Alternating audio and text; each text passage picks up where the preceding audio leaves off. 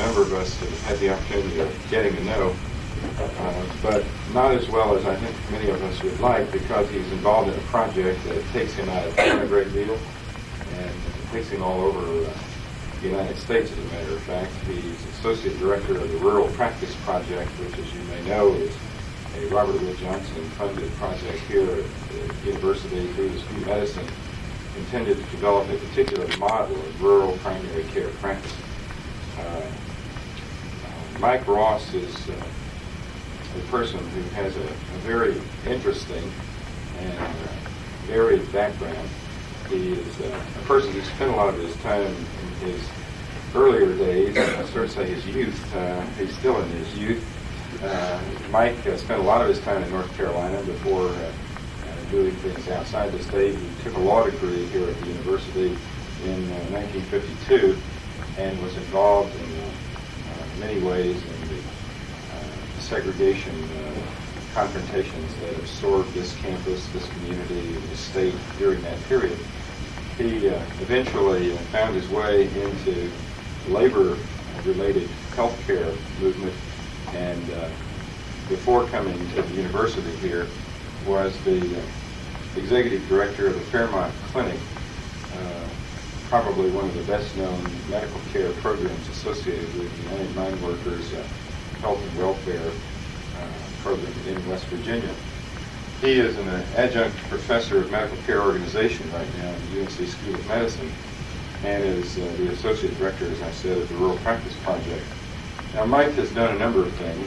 One of them is he's been involved in something, a series of interests that are certainly relevant. I don't used to read the Durham Morning Herald, don't blame me for that, but it was the only one that had the prominent headline I was looking for this morning. I think we have gotten used to, in the last 2 or 3 weeks, to having coal as being one of the major issues confronting us nationally. Newsweek, of course, gave it prominence, and it was interesting that when Mike and I were talking about setting up this session for today, this was about 6 or 8 weeks ago, I think, we were talking about it, and Mike was predicting that by the time we got around to having this seminar, this would be front page news. At that point, it was about midway in the paper, and he was saying by that time the stockpiles will be so low, the governor will have issued preliminary warnings establishing energy shortages, and the miners will have made their case on the front page. He said right now everybody thinks the miners are to blame, or at least this is not a problem of great significance and will probably go away. So I think his prognostications were right on target, because here we are in the middle of March, and it is probably the issue, at least domestic issue right now, for President Carter to figure out how to solve. Now, the issues that we're talking about today are not necessarily oriented just to this particular labor negotiation that's taking place, but I think that particular negotiation gives us a backdrop against which to look at several issues of great significance in the healthcare field. There's one thing that I meant to recommend last time, and I'm sorry I forgot it, and that is the current issue of the Health Pack Bulletin, which some of you may read, which is a slightly liberal publication out of the Health Policy Advisory Center in New York. Features a whole issue practically on the health care situation in the mine workers organization at the present time. An article entitled Health Care by the Ton. And I think if you're interested in this subject, you might want to try to pick that up, or we could Xerox some copies of it. In addition to that, I think that some of you may be interested in getting hold of some copies of articles which Mike has authored on this particular subject. I think that Mike has been given quite a bit of attention around the country because of his knowledge of the lifestyle and the importance of health to the mine worker.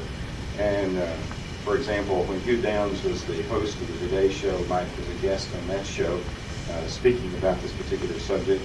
He has organized and probably the first course on the subject of people of coal, which he taught at Fairmont State College in West Virginia. He's a person who was called upon to be in charge of the disaster support team at 3 mine disasters that took place, probably the 3 biggest ones in recent years. one that he was telling me about particularly was the Farmington number 9, where as a result of that disaster and other events that took place in the aftermath, the black lung controversy rose to its height. And we saw in this country something that I think all of us were astounded at once we had the sense of history that was associated with it, and that is a lot of medical professionals participated in veiling this particular problem from the attention of legislators and others. In other words, if you read the pages of the congressional record, you see that a lot of physicians, for whatever reason, testified there was no such problem, or at least it was insignificant. And about 18 months later, 200,000 miners were on some sort of compensation for a disease that didn't exist 18 months earlier. In other words, there was a period there of great concern about a problem, and Mike was right in the middle of that. And as a result of his leadership in these disaster support teams, he became a person called upon frequently to write about these kinds of issues. For example, articles on the Appalachian coal miner, his way of living, working, and relating to others in the Annals of the New York Academy of Sciences, articles on the lifestyle of the coal miner, another one from Appalachian Medicine on the lifestyle of the coal miner, and a bibliography of studies of the coal industry in America. Mike is mentioned as one of the contributors. Says Mr. M.H. Ross provided much help and many useful references on the medical problems of the coal industry. His knowledge of the field is encyclopedic. Well, I don't think we'd want to ignore that particular comment, because I think I've been impressed the few opportunities I've had to talk with him about these issues with how encyclopedic he happens to be. Another on the culture and lore of mining people by some people who put together a collection of these under Patchwork Voices, the title Patchwork Voices from Penn State. In other words, I think there is a literature here to which he's contributed significantly that you may want to know about. Now, if you happen to be interested in these materials and would let us know afterwards, like if you give Betsy Summer your name afterwards, Betsy's the one who just stood up, we will arrange to make some copies of these and make them available. There are two other presentations related to what Mike's going to talk about this morning you may want to note. First of all, Thursday, April 13th in the afternoon in Jim Bryan's Introduction to Medicine class, Mike is going to give a 2-hour slide presentation on the lifestyle of coal miners. And on the April 10th at noon in the Policy Analysis Group, to which you're all invited, over in Hamilton Hall, which is chaired by Duncan McRae, Mike is going to deal with the policy issues surrounding the current coal strike and its various controversies. So it's with a great deal of personal pleasure, and I'm sure from the audience as well, Mike, that we invite you to our seminar group today, and hope that you'll take the amount of time you feel comfortable with. We've got plenty of time this morning to talk with us about coal miners and health care. Thank you, Gordon. It's all right, and everybody can see me. I'll sit down, and if it's not, why, I'll be glad to stand. Can you hear me all right?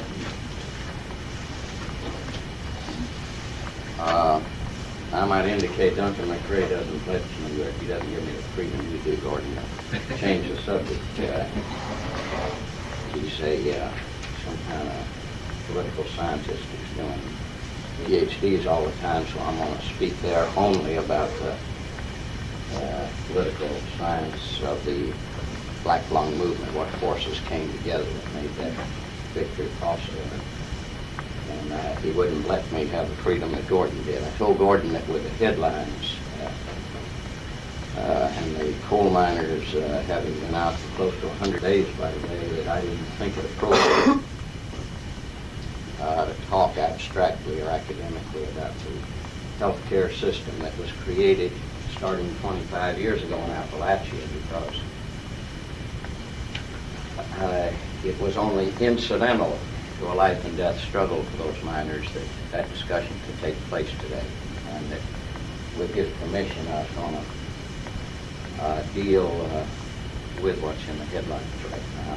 It'll be health-related, in my opinion, but we'll start with where those people are and what they're faced with, rather than a description of primary care in the coal fields and the rest of the garbage that you have to listen to in analyzing these things. I think the coal strike is a good illustration of Murphy's Law. If there's any possible thing that can go wrong, it will go wrong.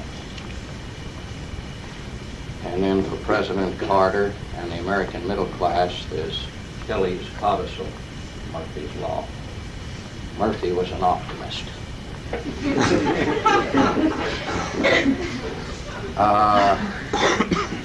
What we're first dealing with is my prejudices, which I won't waste any more time on. Those are obvious. There are some amendments I'd make to what Gordon said. My writings are just not generally utilized. They're left out of all major bibliographies except honest men like Robert Munn. The left finds me too independent because I speak of coal miners too much like cowboys who don't view themselves only as exploited. They're also terribly proud workers, and that's an ugly word. All workers are being exploited by Wall Street capital at all times, while the Appalachian coal miner doesn't view himself as exploited all the time. He is, in my opinion, a terribly exploited person, so that makes all the nice do-gooder sociologists leave me out, because I give 10 reasons why a lot of coal miners like their jobs. No good, rigid Marxist cares to hear about any reason why any worker ever liked his work. The right wing have ignored me for years, and the coal operators, because I've been a thorn in their side. I didn't begin with any credentials. I went to work in industry as a teenager, and I got my PhD under John L. Lewis. Never got any real credentials anywhere else. He inspired me, as he did hundreds of other people that worked for him, so that we read Shakespeare and we read poetry, because that was what he did, and he knew how to handle it. And I was fortunate enough to get my education by coming up in industry in a period of great ferment, the whole organization of the CIO, and in which you got your education one way or the other, on the side of the head by a 2x4, or in any other fashion that opened up your mind a little bit so that you began to think. And it was from there, and the fact that I got injured in World War II and was under the disability provisions, which were much more handsome than the GI Bill, that I was able to come back to go to school here at Chapel Hill, where I again encountered new crises since I was in the first integrated class. Nothing went as smooth as the people on the 25th anniversary would like to believe here, from President Friday down. It was ugly, ugly at the bottom, those first black students. Any white who joined them was marked out, as Frank P. Graham, the president of the university here, had been, as a dangerous, nigger-loving communist, if you dared to associate with black people. And those were the McCarthy period here in the early 50s. You couldn't bring 25 students together on this great campus under the auspices of the Presbyterian Church and Charlie Jones and every other liberal force that existed here to try to defend those first black students. That's how ugly and how bad it was and how mean it was. And the president of the university was the heir of the R.J. Reynolds fortune, which was quite appropriate, because that was about the policies of the university then. So I went into exile after that, and made my living on unemployment compensation 2 separate times, and then having been a dissenter from John L. Lewis as well, I had to find my way back into that world, and then spent 20 years in Appalachia in the coal fields, where I retreaded into healthcare.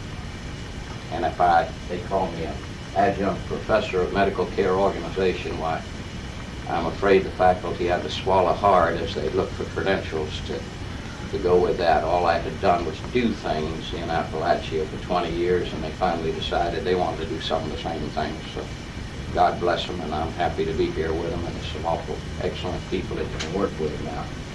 And that's the background, and I only want to amend it to that extent. Now, my prejudices, I don't want to refer to again, they're obvious. I believe that coal miners deserve from their fellow citizens an understanding hearing. And I think it'll be clear to you that these headlines about coal today are health-related in a very funny fashion. If Gordon agrees, and there happened to be an interest here at a later time in going into the structure and the organization of the healthcare delivery system and the impact of consumer initiatives, then that could be dealt with at another time. What I want to start with today is following up what Gordon did, how we got to where we are and why coal is in the headlines, and why the big question for middle-class America is stated in their usual prejudiced terms. How is it possible that coal miners would be willing to bring this nation to its knees, denied electric power and a sustenance to go forward with? Let's make it a nice, ugly question. That's usually in some form the way it's asked editorially in the nicest circles and by intelligent and educated people. Let me just start out. Washington Post. I don't really have any favorites. I find when these issues come down, I'm old-fashioned. I don't expect the Washington Post to be any better than the Chapel Hill newspaper. I don't expect the New York Times to be any better than the Charlotte Observer. They're all alike, from the Miami Herald to the Minneapolis Tribune, on this issue. Working-class people in a struggle for their lives are all alike. They run in capitalist daily newspapers, and they take their position with their class. Let's start out with the prognosticators. The Washington Post is as bright a group of people as you got. First day of the coal strike. Washington Post editorial, the coal strike. Because this was the line, wasn't it, for about 60 days. The winter is going to be a harsh one for mining towns. It's hard to conceive of less promising circumstances in which a union could call a strike. Largest customers, utilities and steel mills, have accumulated stockpiles to carry them literally to the end of the winter. Generating plants can be easily converted to oil. The strike will not halt coal production. Weeks and months will pass before the nation as a whole begins to feel any serious effects of the strike. And then they settled very comfortably, the entire press, into that model. The only people hurting themselves were the coal miners, right? Well, a couple of months went by and they began to escalate. You've seen them, okay? Coal strike bringing hardship to America. And they began their little campaign of the political line and the exaggeration. Charleston Daily Mail in the middle of the coal fields, main editorial. The coal operators cannot negotiate with the UMW's high command. It is a waste in time and effort. It doesn't represent anybody. That's a good way to bargain. Then the scare stuff. When do you think that was run? Beginning of February. Okay? The headline tells it pretty well. Strike may cost 1 million Ohio jobs by the end of February. The other night, CBS said the whole game had been an escalation game between the Carter administration officials, the utilities, and the coal operators to announce that 80,000 people would be laid off in the nation by the end of February, and only 28,000 had. There, you want to see why they ran it all over the rest of middle America, okay? 1 million people be gone by the end of February. The Republican House leader, I don't want to just work the Democrats over, I want to hit them hard enough, called the United Mine Workers in the middle of February the flakiest union in the United States. That helps too. You know, the whole nation called for democracy in a union, and democracy is a little bit flaky, okay? Pittsburgh Press, very important paper in the coal fields, and the headline's good enough of the editorial. End the coal strike, that's the tone of it. Then when where it gets warm, we got the typical headlines you're seeing up there. 8 columns. Miners flatly reject contract with the usual. And then very promptly, our president, who may act not so promptly on other matters, the headline I thought was pretty good too, because that was the tone of it. starting last week.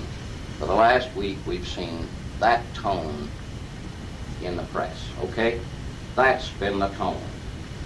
Carter, on behalf of the American middle class, is taking on America's coal miners. That's pretty good, okay? Not the $45 billion sent out of this country to buy oil imports that's bringing the dollar down to bankruptcy. Not to value coal miners as the American resource in the entire energy struggle, but to take the coal miners on. That's pretty good. They're engaged in a life and death struggle with the coal operators, and let's take them on. They're down on the floor, they're half hungry. Let's see what we can do. I won't go through the rest of this because it just goes on and on. This whole, down where it's warm, they got more time to write. Their fingers aren't frozen like in parts of Indiana and Ohio, and it's full of editorials and the rest of the tone feature stuff to back that up. Then all over the country, the nice newspapers, Atlanta Constitution, the liberal newspapers, all are running standard things. See, the fat, beer-swilling coal miner has got Uncle Sam tied up in rope and says that's where you'll stay if they don't pay the ransom. You could just rot here. It's warming up. You see, it's the typical business on down to today. Okay, that's the first group. Remember, this is the first Taft-Hartley injunction in more than 25 years. It's the first confrontation by the government in about 30 years in the coal industry. And on TV, you're seeing strange U.S. Marshals flown in, just like it was George Wallace, keep holding up the desegregation of the nation to deliver summonses, not to the governor of Alabama like 15 years ago, not to end a horrendous situation of inequality, but to serve summonses and injunctions about yea thick on coal miners usually living in mobile homes, if you'll notice where they're serving their injunctions, and strangers coming down roads looking for hollows, that asking people living in modest little homes where to find so-and-so. Where do you find a town named this and that, a coal town? Craziest of all is last week's scenario. A Democratic president's strategy leaked to the press. You know how beautifully they can educate us with the new audio-visual stuff. 1, 2, 3, 4. What's the strategy for dealing with the coal miners? The last time we've seen this kind of brain power was when we got into Vietnam. And don't imagine Wall Street got us into Vietnam. It was McNamara and whiz kids with PhDs after their name. Real smart computer nicks. Sociologists and anthropologists. And the finest people with the finest training that get you into this goddamn trouble. And he surrounded himself with them. So let's see what the brains figured out, how to deal with the American coal miner. All over the civilized world, coal miners are treated with respect, east and west. Paul Green, whom I hadn't seen for about 25 years, told me he just got back from Russia, where they have special beaches of their own, special resort hotels, the longest vacations of all, and they don't queue up for meat. They get a triple meat allowance and don't even have to stand in a queue line. That's how you treat coal miners in one part of the world. And in England, our prototype capitalism, where we got our entire mining strategy, how to win the coal, where we learned our entire industrial origins for coal production in this country. They've nationalized the coal industry. They're high civil servants, something between an air controller and postal people, and they bargain very modestly and get out very modest production, and it's all very polite. And that's how that country handles its problem with coal. But no question as to who are the best paid people in the country in terms of blue-collar life. So let's see the scene in our own nation. Last week, when finally, after having suffered for 3 months, done without, spent their savings, exhausted themselves, They lay it out on TV at night. The Carter administration strategy. And if ever there was an insanity of a Democratic administration, it was laid out for us there. First, they will split off the 15% of local unions that voted against the coal settlement, so they'll settle separately with their companies. Second, they will not just on the Taft-Hartley injunction include the names like they used to of John L. Lewis and Phil Murray and Tom Kennedy. Oh no, you won't just indict the national leaders of the union. You'll include 1,450 names of the least men working in the mines at the local union level, elected by their fellow workers, so that we'll strike terror into every coal camp in the country as their neighbors head for jail for contempt citations. See, Eisenhower, how could he have dreamed that up? Just understand the strategy of how insanity starts. Nixon, he wouldn't have dared. He was the enemy of the workers. They would have all said, you do this to them? Never. Go home. Ford obviously would have gone golfing, but not the energetic Democrats, right? They bring in their brains to teach them. They don't, and no one in the group knows the coal miners. No one in the group advises that this is not the way to handle anything. No one tells them to slow up, see? Number one, you split them. Tactics of splitting them away from their local international union. Second, you include local union officers on the injunction. Scare the living bejesus out of them and send them to jail. Third, you stop food stamps. Main thing is starving. Stop the food stamps. Even though I stand in line in Chapel Hill, it's no worse than anywhere else, while a well-groomed young lady with a printed checkbook with pictures on it and her name, address, and phone number, which costs extra, and in a special leather wrapper, unwraps her check to write the balance of her food stamps, and the clerk says, and what is your phone number? She gives them her private line, and her daddy and mother may be making a fortune, but she's quite eligible for food stamps because she's running an independent, or wherever it is, household, right? Ah, but it's coal miners out of work that we will knock off of food stamps. We forgot what it's all about, that he has 7 children at home is what the measure is, that are hungry, okay? What the hell does it matter if their teeth are ruined? What does it matter if they go hungry? What does it matter if the little children are punished? And fourth, these Democratic Party geniuses came up with the use of state police and National Guard. And immediately the Maine governors, like Rockefeller in West Virginia, Rhodes in Ohio, and Shapp said, you're insane. I mean, you're going to have civil war in the counties that we come from. They're all coal miners. You know, we'd be calling up, and in the state police, it'll just, this is hollow by hollow, it'll be absolute civil war. If we brought out the whole goddamn thing, we can't put a state policeman at each mine in West Virginia. If we bring out the entire National Guard, we don't have but 3 for each coal mine, and they're open round the clock, okay? The whole thing's insanity. But where do they rush to the bastions? In the state of Virginia, where they've been using the state police for strike breakers for 30 years. They pour them into those 4 little counties down there next to West Virginia and Kentucky. Okay. That's your strategy. 1, 2, 3, 4. Takes a Democratic administration to be this smart, to show that it's not connected with labor. We're not afraid of it. We don't listen to George Meany. We got an independent position of union smashing. That's a brilliant genius of a strategy for re-election in 1980. Not only that, the president goes on TV, tells the coal miners he's sure they'll obey the law of the land. Taft-Hartley. Well, that's a new one. The morality of Martin Luther King, thank God, was to disobey the law of the land when it was segregation.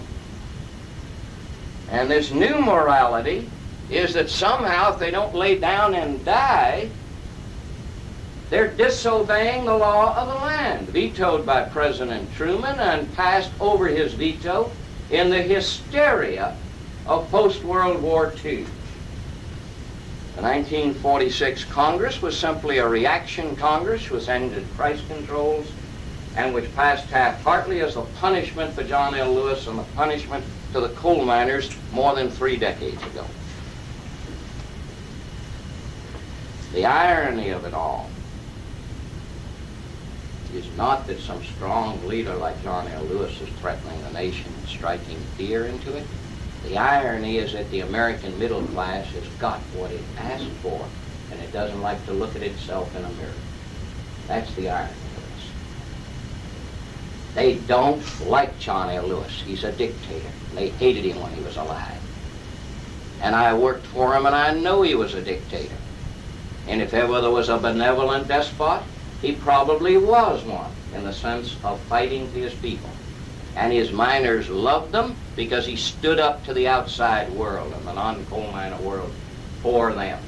But democracy in the Union, he saw no room for it. None. American middle class can't stand Jimmy Hoffa, and they sure as hell don't like Tony Boyles. They want democracy in their unions, and they've got it with a vengeance. Well, there's been a little revolt, and reformers took over the United Mine Workers 5 years ago, and the media just loved it. From the New York Times to ABC, CBS, and NBC, never was there a greater love affair. Arnold Miller's face was photographed in right profile for 3.5 years. Remember how Franklin Roosevelt, how carefully they did not emphasize the polio that had stricken him. And Arnold Miller's face, because it's badly shot up on the beaches of Normandy, because it suffered 20 plastic surgical operations, and if he sounds monotonous or rigid or speaks in a monotone, I don't know what he spoke like as a boy at 18. I don't know what he was like before that. I don't have a way to judge. But they were awfully good at covering up for the fellow journalists, the fellow lawyers, the fellow college graduates who took over the staff jobs in the reform movement of the United Mine Workers and requested that. Until Arnold Miller decided the goddamn college kids are trying to run the show, and they're not letting any rank and file coal miners do it. That was his crime. As far as his inadequacy, hell, that was known, and they were covering it up from the beginning. As far as the fact that he'd never run a peanut stand and was going to have trouble administering a big national union, the fact that he did not have a long trade union record in his local or in his district or in handling grievances was all covered up by the sweet reformers. But the American public swallowed this, hook, line, and sinker. They wanted democracy. Now they've got it. And it's not a bad democracy. It's a pretty commonsensical democracy. American middle class, you see, they're the fools in all of this. The sweet, educated people. The miners do pretty well, and the coal operators understand it pretty well. Big business understands it pretty well. They just don't share it with you. This is the document. This is what it was all about, see? See at the bottom, for rank and file ratification. It's a very complex document. I think it's fair to say that none of you would have fun with it, and it's 36 pages. I'm not just talking about small print and whereases. It's a very complex document. Just health and retirement benefits, beginning there, small print, running all through here. When you read it, you reread it. You haven't got it yet. You haven't got it yet. Very tough. Coal miners got their 200,000 copies and they studied it.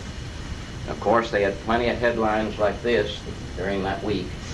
Why coal settled high. Remember the 37%? Oh, it's just awful to give you coal miners. You know, for a 3-year contract into the future, 37%, meaning we're trying to keep the American workers at about 8% a year. We've really exploded out generously here. But then there were people that weren't that foolish. Usually they're not that foolish.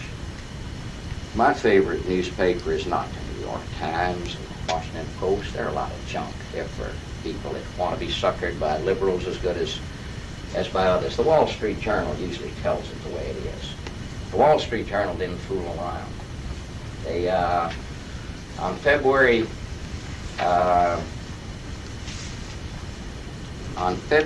16th, They had their first editorial indicating that the miners might have trouble swallowing the contract the operators had forced on them. And on March 7th, just less than a week ago, last week, this is not from a left-wing analysis, this is the Wall Street Journal editorial. Everyone is wondering what's bugging the coal miners, who just voted down a 37% wage and benefit increase. But the more we look at it, the more we think that if we were a coal miner, we'd have voted against the proposed contract too.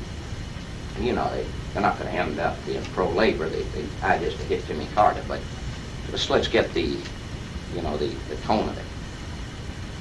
After all, the negotiations began last year, and all miners surveyed cited health benefits first.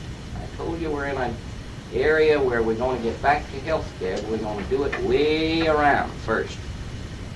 The coal miners have always been the shock troops of American labor, and what we may be seeing is how national health insurance is going to come to this country through escalating struggles around health care costs, which employers will repeatedly attempt to shift off onto the workers as they become unbearable, and we may be just seeing the first of them in coal.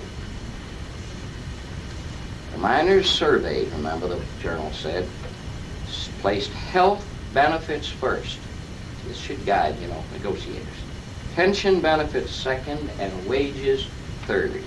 The 37% package breaks down to 31% wages and only 6% in fringes.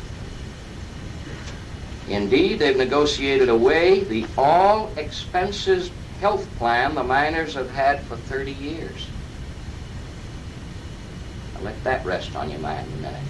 Tell me what group of American industrial workers have ever had benefits already negotiated taken away from them. And tell me how fair the press has been.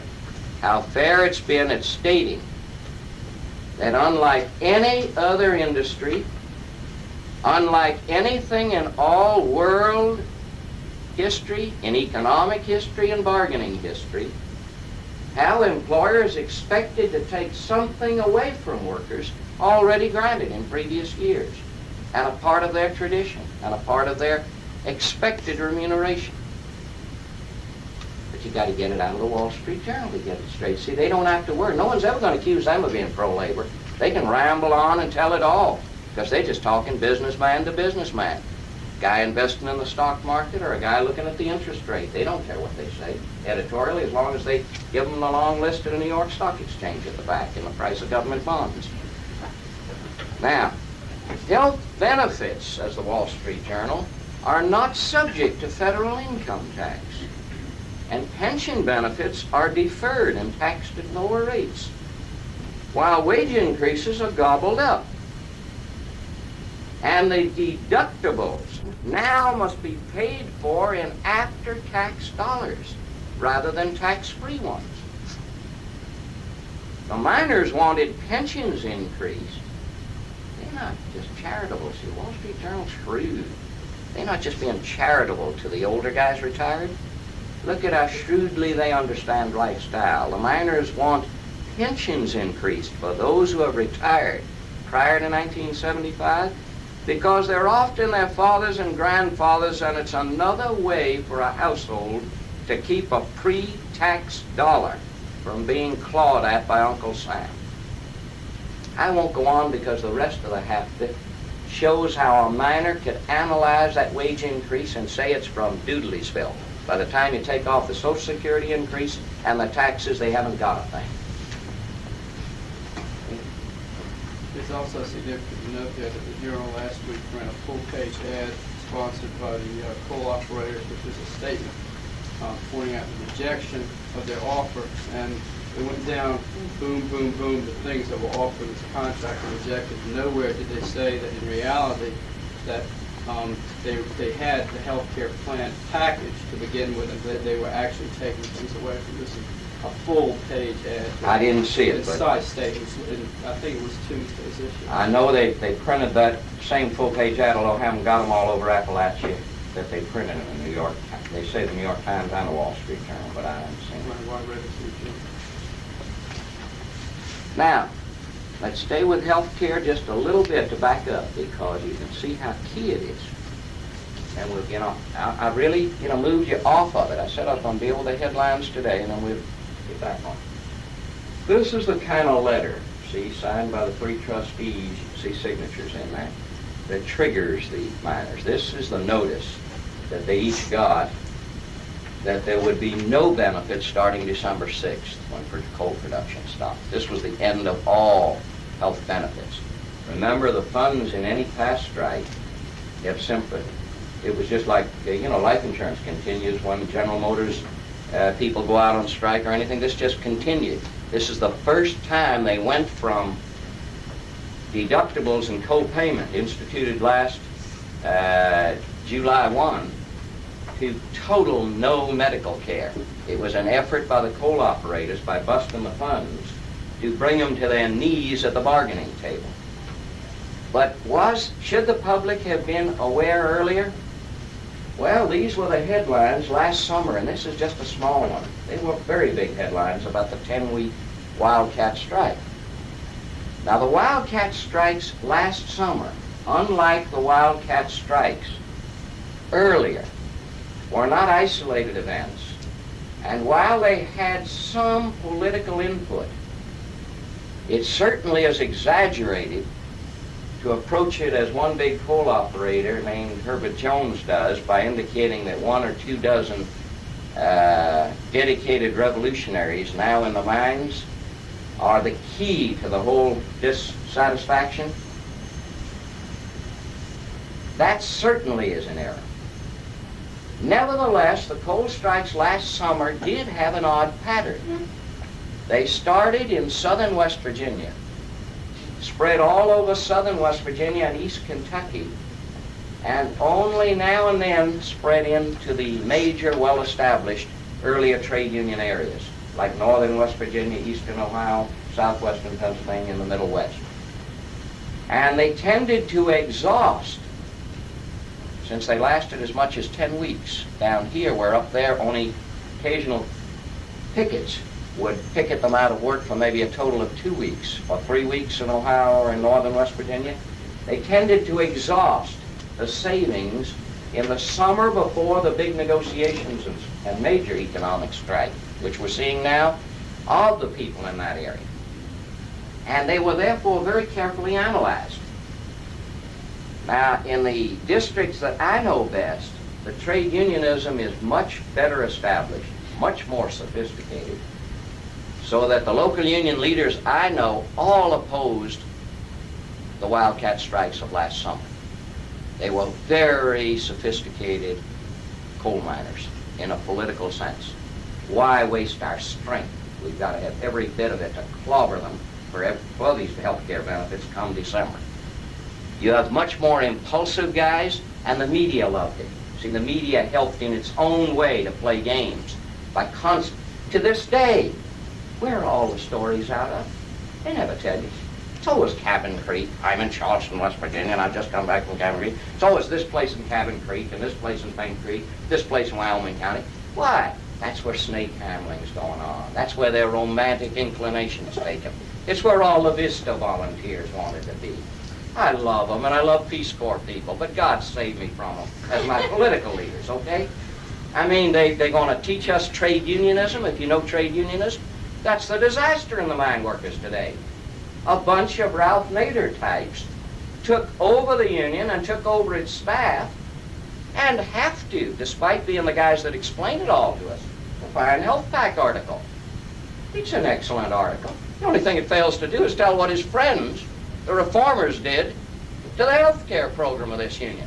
The first guy they fired was Paul Cornelli of Howard University. Next guy they fired was Henry Daniel. I mean, it was right down the line. They got rid of everybody that knew medical care. Every guy that knew how to fight the AMA. I mean, they were so busy.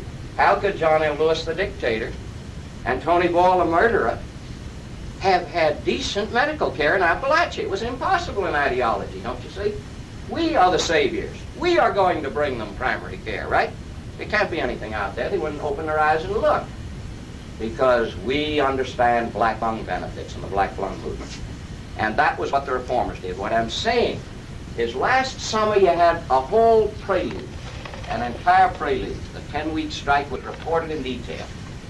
How the miners reacted to the denial of their health care benefits. How violently, how illogically, if you please. Because they went out on strike when striking couldn't solve the problem. There was no way in which the strike could resolve the problem when the contract ran till December 6. And you were stuck with a pattern, and you had to build up the kind of reserve the British miners have, the Welsh miners have. In other words, you sit there like the southwestern Pennsylvania miners, who really were the Yablonsky forces that wanted to overthrow Boyle to begin with. That's where the whole core of the movement came out of. Eastern Ohio had led the Wildcats earlier, northern West Virginia. This new wildcatting was much more impulsive. So in lifestyle, the companies understood it very well. It was impulsive. It was a few kids who wanted occasionally to just miss a day's work. They let it run on. It was going to exhaust things before December. But it was well reported that the health care issue was the issue around which the Wildcats took place. Therefore, who could have doubted? I mean, here's a southwestern Virginia headline of the time. I'm not just talking about that. I'm talking about local press. Everything knew it, right? Who could doubt what the issue was going to be? Remember, the Wildcats are over in September, and October bargaining begins for the December contract. Who could doubt? Now, if you see occasional violence during this strike, it's really a peaceful strike. Last summer, when there were only 200 miners on strike at Stearns, Kentucky, there's the New York Times headline. Strike turns mine area into war zone. That's more what can happen in a coal field with the kind of idiocy I just outlined of a Democratic administration. I mean, have you ever seen these hollows? Have you ever watched them one after another? Who do you think the miners are? You think they have to be taught marksmanship? I mean, don't you think they own rifles? Don't you think hunting is their hobby? What kind of people do you imagine they are? Pencil pushers? They're hunting, fishing type guys. They like their work. They like rural living. They know every hill. They know every hollow. The wonder is they won't capture the whole National Guard if they send them in there. The wonder is the stupidity of it. Who do you think are CB radio people? You think there's some freak down the street from you? Every miner's got a pickup truck and a CB radio in it. They got as good at communications as the state police have got. I mean, there's no game to this. Besides, you talk about leaks. They won't have to have leaks out of the Pentagon. Who do you imagine a state trooper is with a brother or some coal mine? I mean, there can't be any security in the damn thing. When they move in another 35, they'll know where they moved them. The idea of defeating coal miners when the entire history of the thing is that they have generally defeated the troops. Or known one to retreat and say, well, Truman, you mine the coal with your army, okay? Good luck to you. You know, there's the hole, go down in it and you get the coal out. Now, do you imagine that the press, this smart, intelligent press, with that analysis has forgotten so soon what I'm going to read you now? Oh, see, I'm prejudiced, right? I'm just a guy one side, etc. So let's talk about people that are objective. Here's the new president of the largest coal company in America, Roderick M. Hills, president of Peabody Coal. October 19th last. This is an interview in the business editor of the Courier Journal.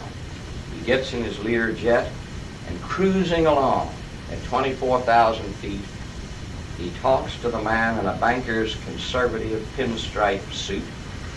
See, I better remember that. John and Lewis always told me, watch how they dress and dress like them.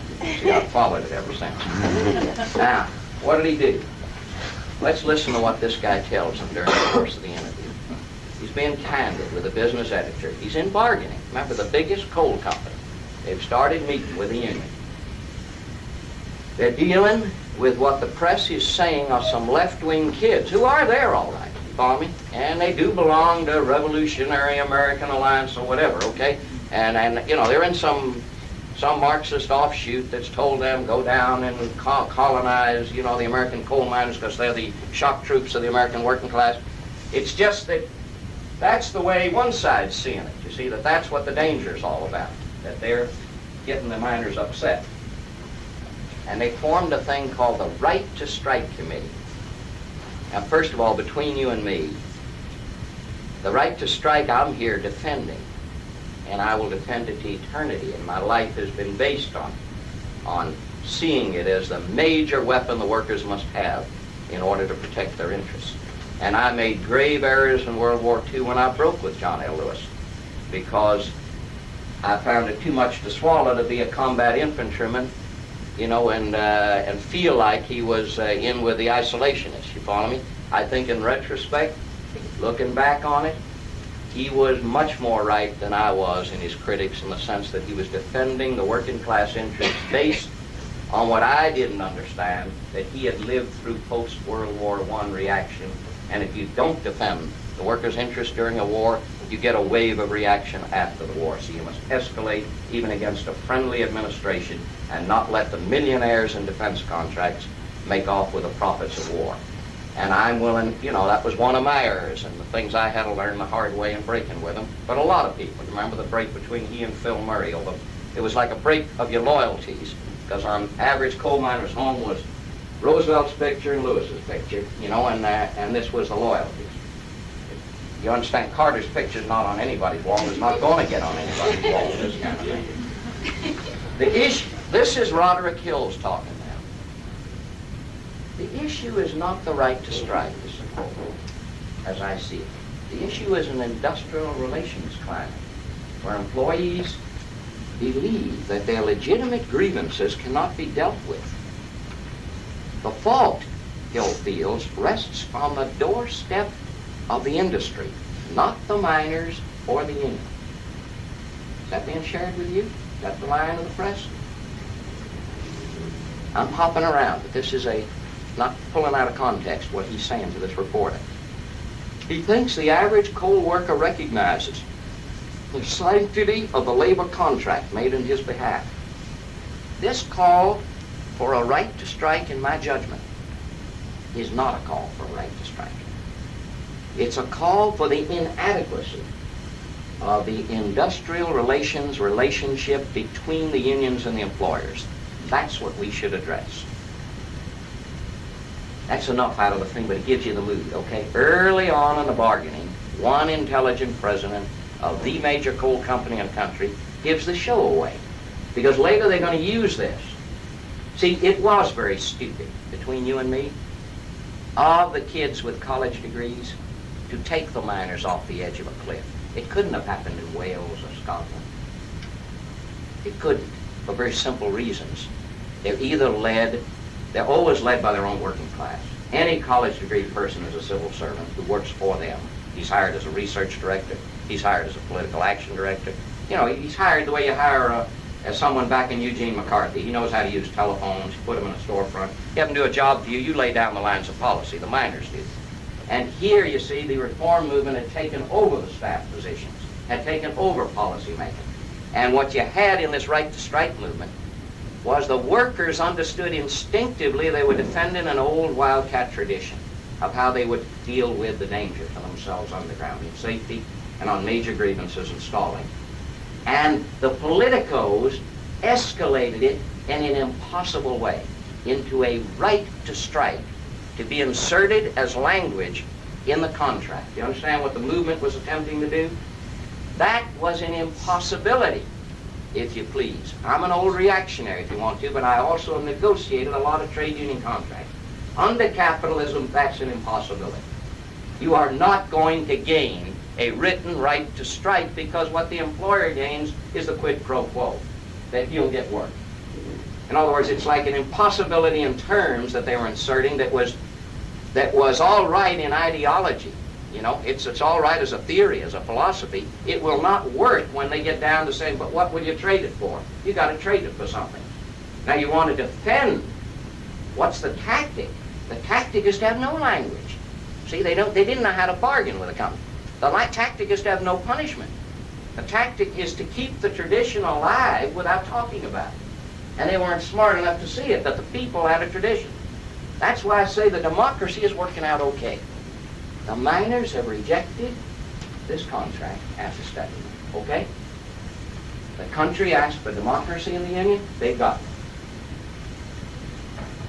And the miners, I think, have rather intelligently moved on rejecting the contract. They rather commonsensically are directing their intention right now to health benefits as number one. No question in my mind where number one is. No question in my mind what's being talked about across that table. There may be secondary issues like some further advance in the older men's pensions, some further dealing with grievances and moving them out of arbitration and faster, and what kind of, that there can be no penalties against a rank and file miner engaging in a wildcat strike, but probably some compromise on allowing a no strike clause in the way industry has it customarily without a penalty. How did Murphy's Law ever get so badly botched in this case? As bad as the law is, how did it get to this extreme situation? I'll give you my opinion, and then I'll be closing in a few minutes, so you all can criticize what I've said, ask questions, do what you like. I think it came about because the coal operators miscalculated. They saw a union in disarray. They saw an inexperienced leadership. And they tried to drive right through the middle like a tank through these troops to establish all of their beachheads, all of their issues, and get them resolved. We're going to punish wildcatters, really punish. We're not just going to try to, end absenteeism or whatever the problem is. We're going to really have a punishment program. We're going to teach them a lesson. We're going to threaten to bust the union. That'll be the major tactic as the way to bargain with them. And if necessary, you either settle with us or split it off into, a series of regional and district and any other kind of settlements. They tried for the jackpot. They tried to enforce deductibles of the worst sort. You all in healthcare know what that means. There's nothing worse than to have miners who have the finest healthcare program without anything. Let me explain briefly what you would learn, but this is not the structure. I want to just describe the benefits thing. It means that a miner got almost any prescription free. Any visit to an outpatient facility or to a primary care thing in the insider structure, that is, if they went where you wanted them to go, where there was no unnecessary hospitalization, no unnecessary surgery, they weren't drifting off outside the system and shopping around. It means there were no deductibles, zero deductibles for office visits, for hospitalization, and it included a broad spectrum of services, including respiratory therapy because of black lung, home health services of every sort below 65, not just Medicare programs, and podiatry, and way beyond that, okay? What should the bargaining this year have been? What was a guy like me say every time I sat with 15 or 20 local union committeemen and officers? What have we been talking about for 5 years? In the last 3 years especially. The fight for dental care. The fight for full eye care, not partial eye care. The fight for the balance of a comprehensive, health care program. And instead, what did the coal operators come through with? A program designed to put in wildcat fines and penalties, take away their health care benefits, and enforce the following deductibles. If they went to an approved hospital, they paid $125 deductible. 7.5% of the bill had to be paid by them at the hospital out of pocket up to a maximum of $125. On every outpatient visit to a provider, they had to pay $7.50 up to a maximum of $150. They had to pay $5 on every prescription up to a maximum of $50. Added up, if they played the game according to the rules, 125, 150, and 50 is 325 in deductibles. The American coal miners. The wonder is the lack of violence. The wonder is the patience. The wonder is the unity that the operators have formed in the middle of the disarray around these issues, where there is tremendous unity, that they will not put up with this. On top of that, the destruction of the UMW healthcare funds, the ending of them, and each operator to have his own insurance carrier. And we can speculate and say they may have so boxed themselves in that they might have to end up in beating off deductibles and co-payment on the bargaining table, except insurance carriers, which will mean an end to the retainer systems, an end to the devices by which primary care has been assisted, an end to all the administrative devices of focusing on consumers that the insurance companies never do. And what does it mean, an entrance of? An entrance into Appalachia and the coal fields of all the filth, of all the rottenness where it will not apply.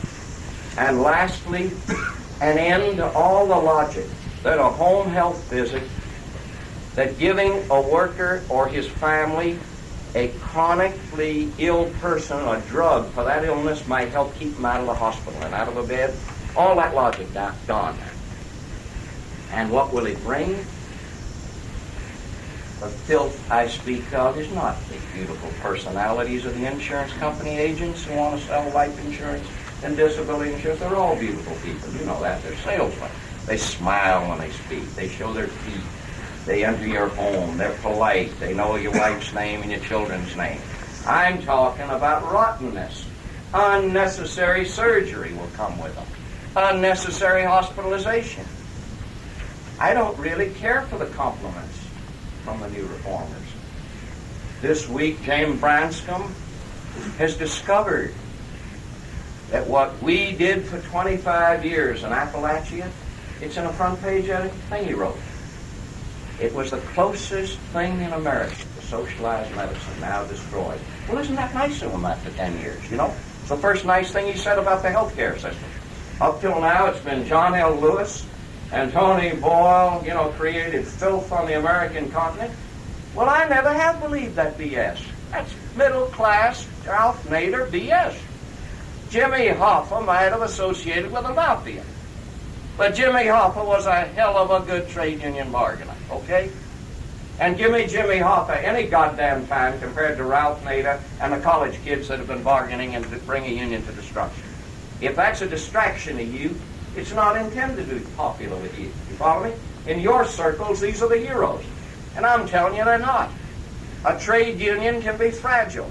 Don't come rushing in with federal court orders and your ideas of what's good for blue-collar people, because you see where it's led to, and at least this union. I believe in democracy, but you better let the workers run the union. Don't go in it to run it for them.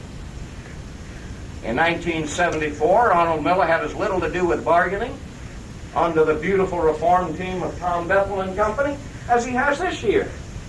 He's always off in a little car running around. He's always missing appointments. There's no difference. It's the same old routine. What we're dealing with in all of this is a very serious issue of health care, and that's what I focused on.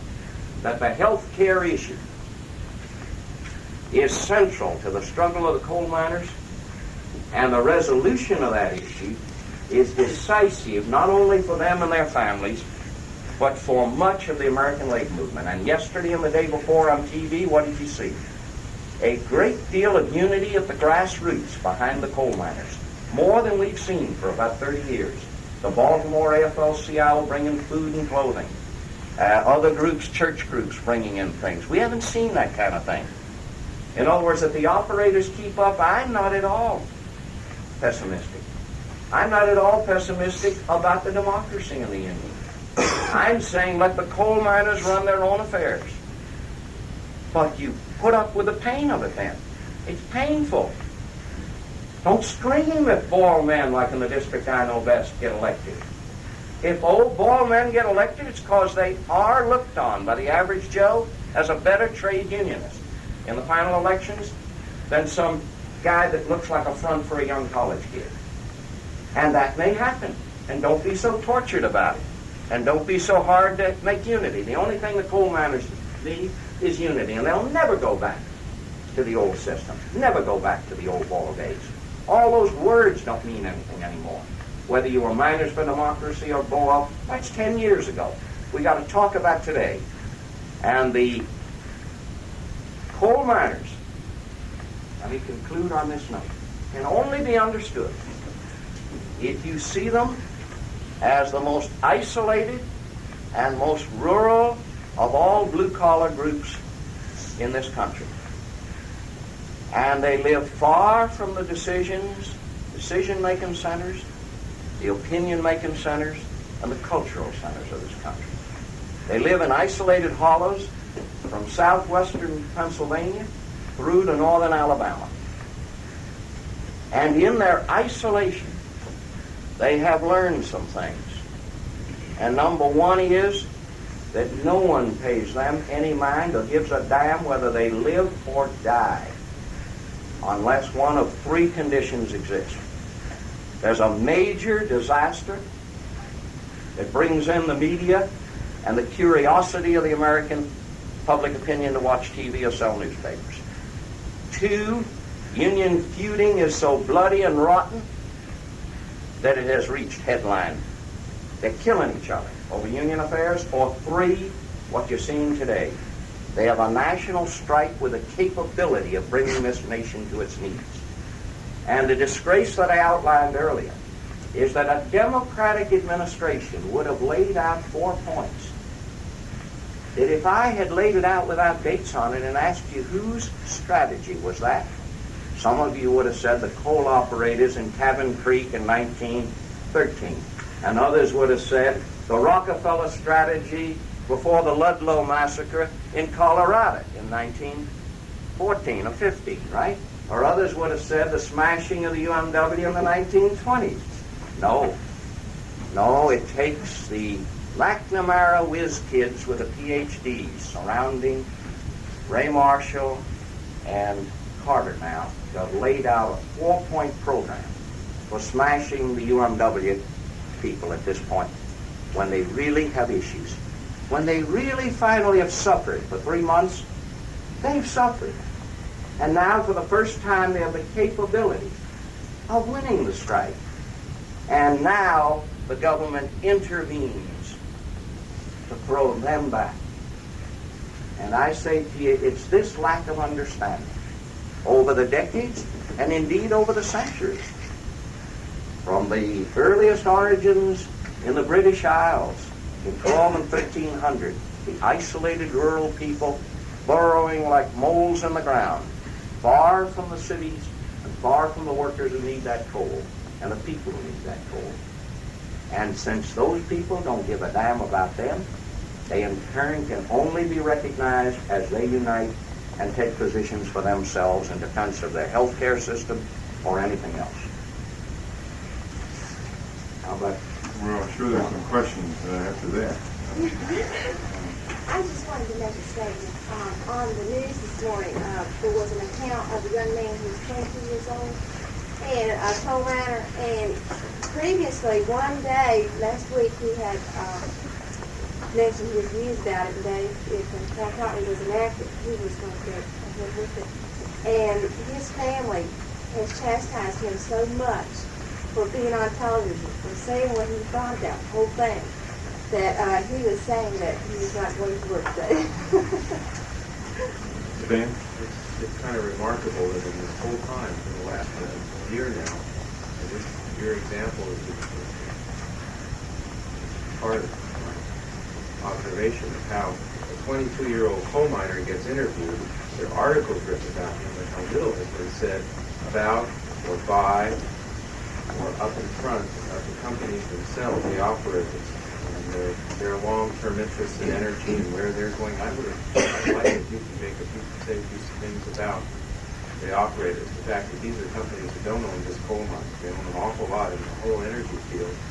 And their long-term strategy that they probably started working on more than 2 years ago, ever since oil became such an important.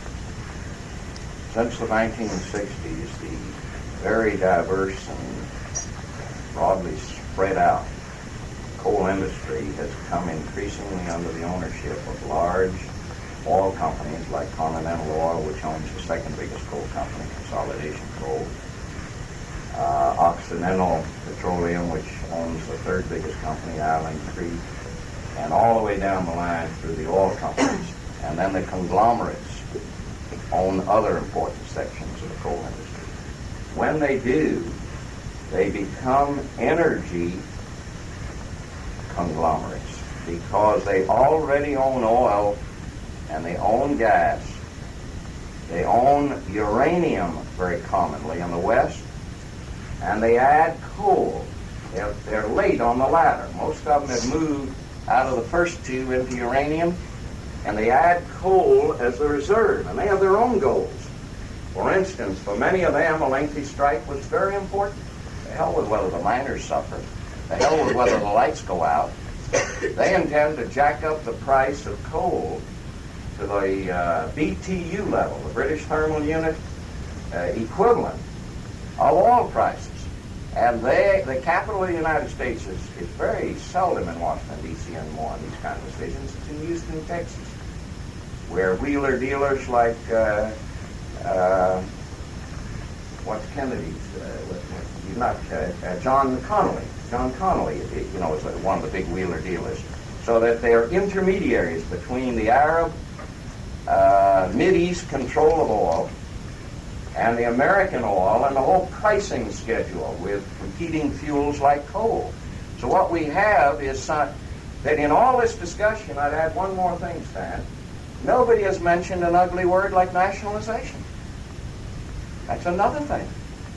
The president could have very easily, or any other public official, not only he's so afraid of seizure, which is simply the device that the miners would much more welcome because it obligates he who seizes, since Roosevelt first did it in 43, he who seizes runs up the U.S. flag and now must listen to the miners and bargain with the miners. And that's how the funds got started. The coal operators, with all 100,000 men dead in the mines since 1900, never gave the UMW the funds. The Secretary of Interior and the Navy Administration of the mines bargained out the funds. And then the coal operators took the mines back with the health and retirement funds as part of it.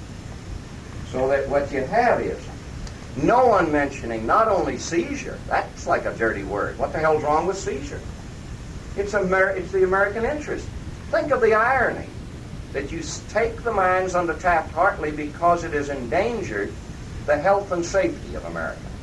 But what about the health and safety of the coal miners who are fighting for their lives in this thing? Seizure at least brings it into balance, the two public interests, and can work them out equitably. But nationalization, why, that's a dirty word. It was not always a dirty word.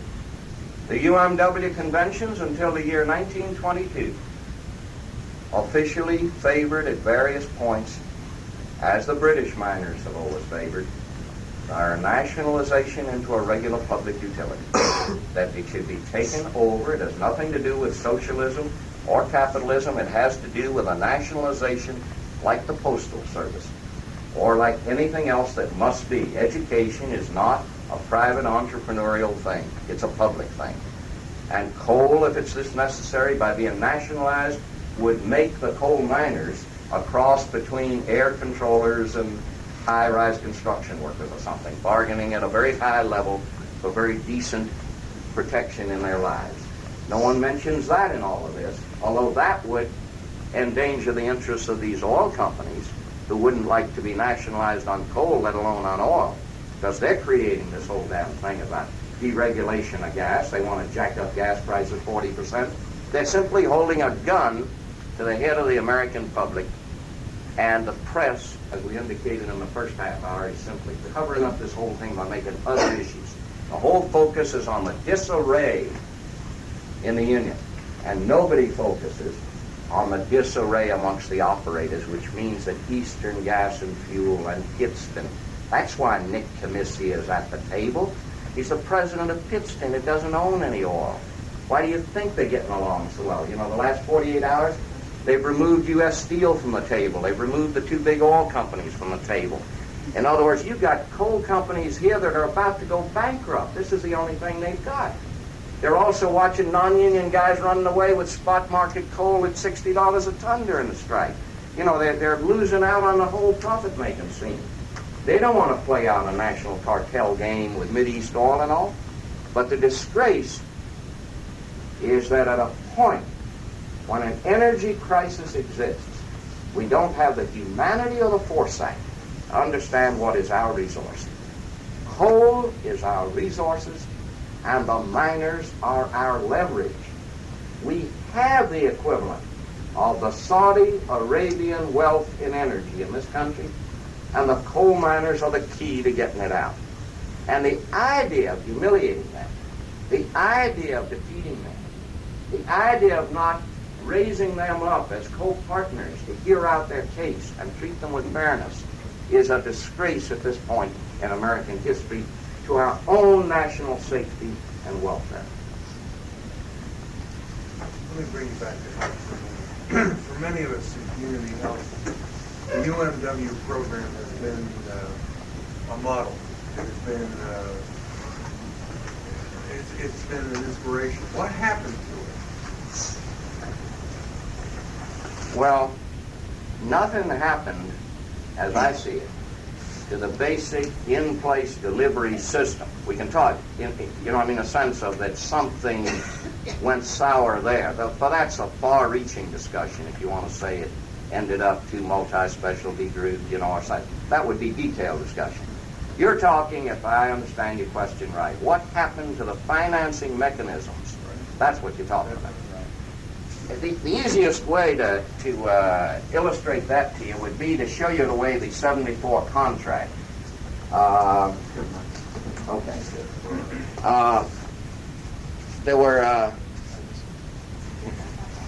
There were two parts to what happened. The average union contract simply lays out benefits, okay? It just lays out benefits.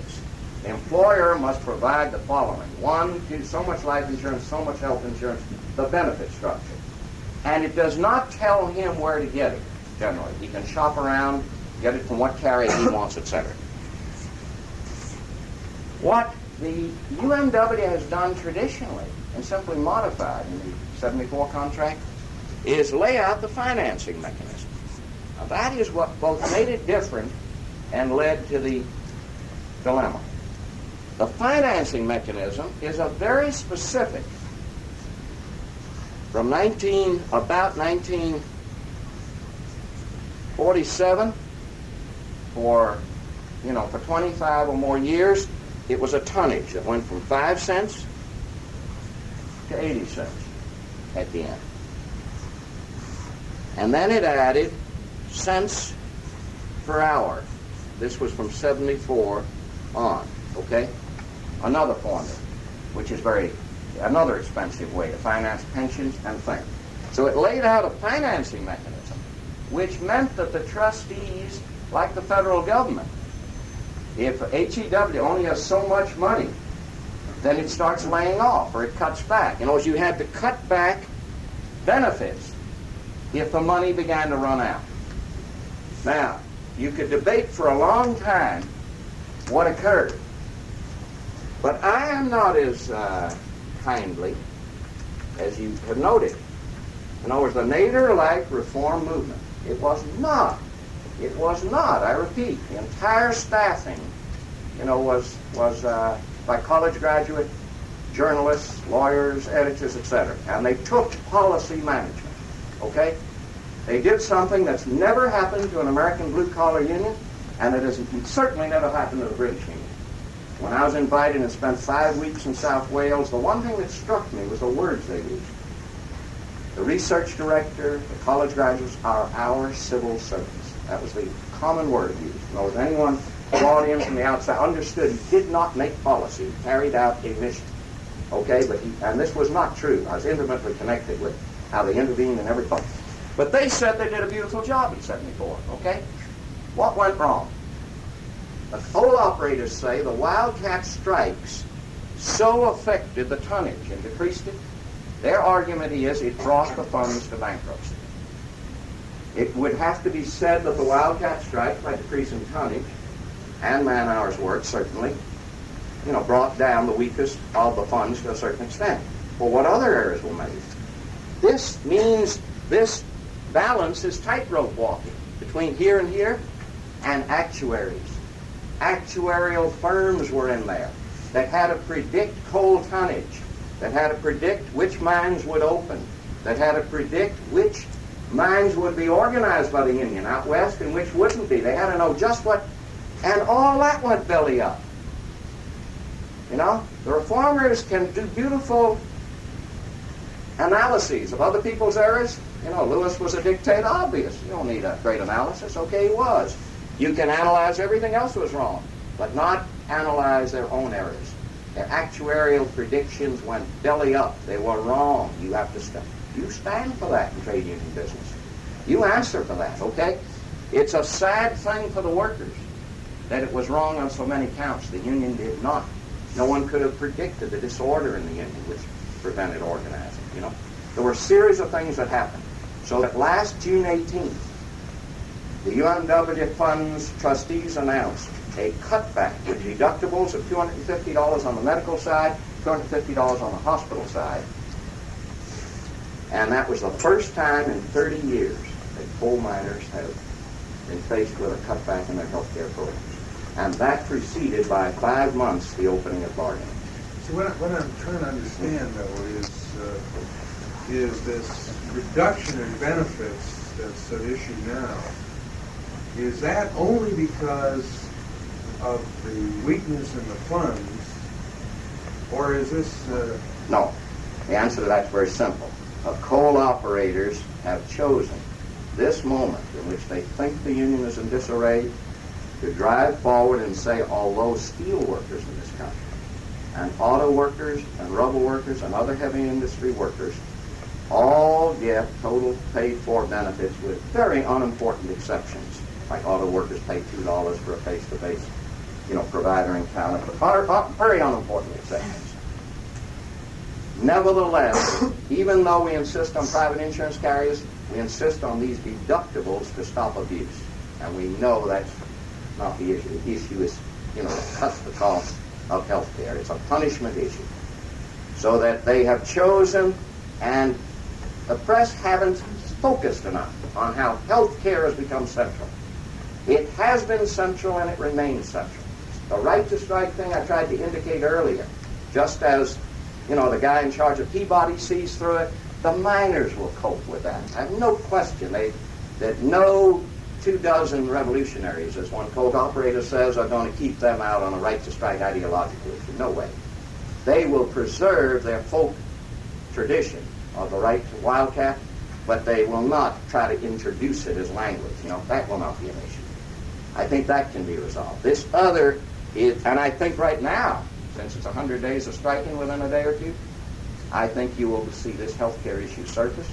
You may see pensions, you may see the balance of the issues now being resolved. Stick to this, though.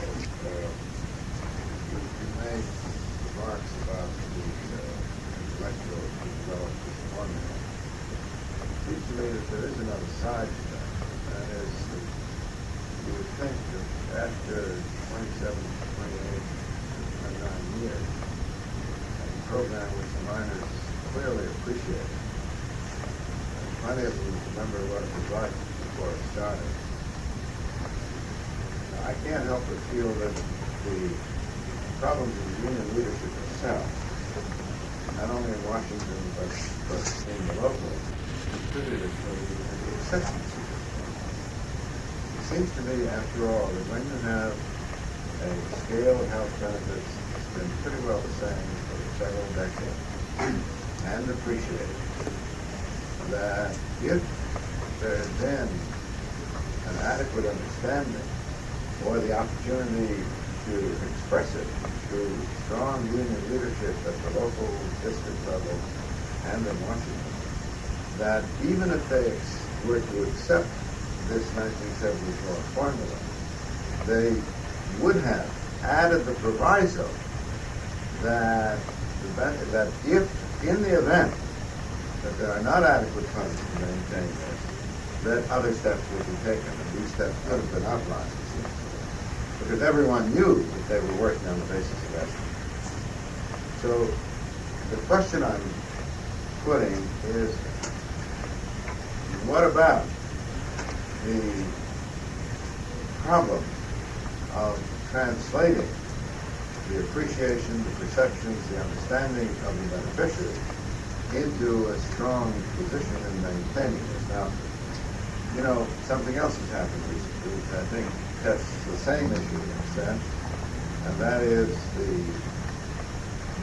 complete destruction of the structure of the Huntington Medical Center, where in New Jersey, different situation, there was indeed a community movement led by community people, started 30 years ago, set up a hospital staffed by specialists who, with the strong development of a primary care system, with the understanding that the specialists would be on salary and that they would not have an interest in doing anything other than what needs to be done and working with the primary care system, that's now disappeared. Just last week, the board scuttled the whole thing. And here too, it seems to be, that the issue is the extent to which the public, in the first instance, understands what's involved, which I believe in the case of the miners we must have, and the extent to which they are able to really take control. I think that this is part of, certainly on the health side of the USA, that's got to be an important thing. Well, I think you're right, and our focus should, with that, in my opinion, be on the deficiencies in the old group in the medical care program and the reformers in never having developed into some more active form the understanding that the miners had, the appreciation that they had. It took no organized form. When it did, it took it very late in the game. Bigger meetings were held, like on Save the Clinics this summer, between boards of directors and administrators and doctors of existing group practice and delivery systems and local union leaders than had ever taken, in all the 25 years, they had never gone to the graph. I think, to answer Cecil, and perhaps he'll agree, it's the thrust of his criticism, it would be unfair, although it's immediately in focus, you follow me, only because the same people are doing all the translating today, you follow me, the press, which is reactionary, and on the other hand, the other side comes from people who negotiated the 74 agreement and don't describe their own errors. Let me describe the errors of the older group, okay? There was never this solid educational and political effort to get a base, that should have been secured, and it could have been secured. It did not come from below. That's the other thing. John L. Lewis, up here, with good advice, imposed this system on Appalachia. Now, it was a very much more complex thing on that, but that's the way to describe it. Some very fine minds were able to convince him to do away with the insurance company alternative, to do away with the blues alternative, and to go towards building a health care system. And it meant that the workers, you follow me, didn't bring it up from below like a co-op movement. It was not like on the Iron Range in Minnesota, where despite the steel workers' leadership, the iron miners insisted on a cooperative solution to an HMO. They wanted prepaid group health and began it from below, and therefore they enrolled from below. So they have a very broad enrollment at the mines, 30, 40, 50%, enrolling out of the alternative systems of the blues. This never happened in coal. And it means that the young reformers not only had no tradition, they didn't believe in educating either. In other words, they were too busy with their everyone was too busy with their day-to-day thing, and the failure was all across the board. And today it's worse. For instance, in another meeting I was in, I was asked, would the miners fight for the funds? And there I'm very pessimistic. I do not believe, I may prove wrong on this, that given the trade-offs, they are so angry at some of the things that have happened, they regard the funds as having cut off their benefits. They regard the funds computers right now as being devilish enemies, who are not paying them back. For instance, one miner came to me and told me he put out $2,200 since December 6th He's supposed to get back everything before December. I'm sorry, between July 1 December 6, they said they have the money in the bank, and the computer can't find out how to give him his money, even though he's on strike to give him back everything but $500, which is deductible. So he sits there. He's financing this, multi-million-dollar fund. And we all know that can happen in third parties, but this is their funds doing it to them. That's why I don't think there'll be a defense of it. I think in practical, political terms, the funds are in serious trouble for everything except the older pension fund. And the reason for that's very simple. No company wants it. Nobody wants to touch it with a 10-foot pole. Under the new ERISA, Pension Plan Act, it's in trouble. It's in trouble all the way. It's not properly funded. You may want to add to that, Cecil, but I see it as no base, no cooperative tradition, like in Scandinavia, which is what Minnesota's a part of, that type of tradition, a farmer labor, tradition amongst the workers. And they didn't consult with them. They imposed this from day one. But I think the issue is the difference between involvement and control. The miners were involved, they were not put in control. And the concept of the Rochdale principle of cooperative could be applicable here, but it doesn't have to be only that way. As you know, the credit combined, we were professionals organizing services. And when I talked to them years ago, I said, look, you're going to organize a group practice in that community. You better see to it that you, the leadership in that community, understands it and participates in it so that they'll protect it. Because when they get into trouble with the medical society, unless they understand it, they're going to say, you played on both your houses, all we want is medical care. Unless they understand what there is about this particular development which is better, they're just not going to stand behind you when they're going to get stuff. But you got to add to this, Cecil, one thing. The drastic change in the workforce lies behind the whole revolution in the bargaining here as well. And that's a lifestyle change that's unequaled anywhere in American industry. An average age workforce of between 46 and 50 just 10 years ago is now well below 30. Nothing like that has happened in auto, steel, or any other, in which you have about 40% of the workforce so green underground that it's dangerous for themselves to be there, okay? And you don't have enough senior people to even be on crews with them, with enough experience. You have such a change in the minds that perhaps the tradition would have carried over. We can say fathers, grandfathers, and so forth.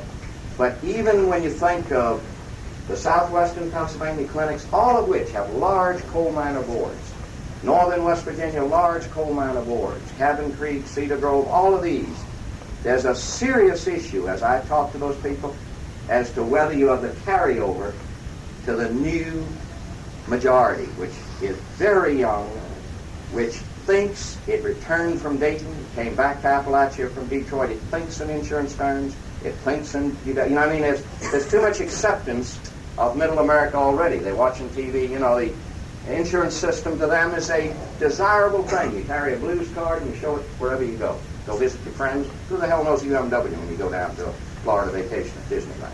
That's the argument you hear from some of the locals, from the young guys. What the hell good is this? The older pensioners, they are loyal. They're terribly loyal on this whole thing, and I think the older guys are. But you've got a workforce change here that's unequaled anyway because of the layoffs that occurred in the 50s. You see the out-migration from Appalachia and its replacement by nothing for a while, and then the whole new workforce pouring in with the new coal increased employment. I think we've got time for maybe one more question before we have to vacate our quarters here. No problem today, Becky. Bob? Yeah, I talked to somebody at the Appalachian Regional Commission, and they said that the hospitals and clinics in the region are losing $3 million a month, and have been losing money substantially since 1972. Are these places really going under, or is something happening? And they're trying to get Appalachian Regional Commission money in there. They are. There's both Appalachian Regional Commission money, there's HEW money, there's an effort on the part of certain branches of the federal government to put in emergency money to keep the health care delivery system alive. Part of that is true. I don't want to deal with the actual figures. The Appalachian Regional Hospital, ARH, that was a successor organization of the Mines Memorial Hospital system, has been in trouble for some time. It operates at a deficit level. I'd say the sad thing I'm seeing throughout the area is that as they are forced to go to a fee-for-service system after years of a prepaid system, they are having willy-nilly to dump the enrichment services, to cut back the support services in ratio to providers, to cut out social work, to cut out, this and that. If a home health agency can be paid for totally by Medicaid care, then they move it up and only take over 65. They have to not have too much operating in the red to survive. And if you're going to build fee-for-service, then I don't think these clinics can be expected to provide a subsidized kind of enrichment service. So that it's sad watching it happen. At the clinic where I was, 30% of the workforce was laid off last July 1 in answer to that. Going back to fee-for-service and 2 big deductibles. And since then, there's been a very large layoff. So that what you're getting is, the other thing you're losing is doctors in Appalachia.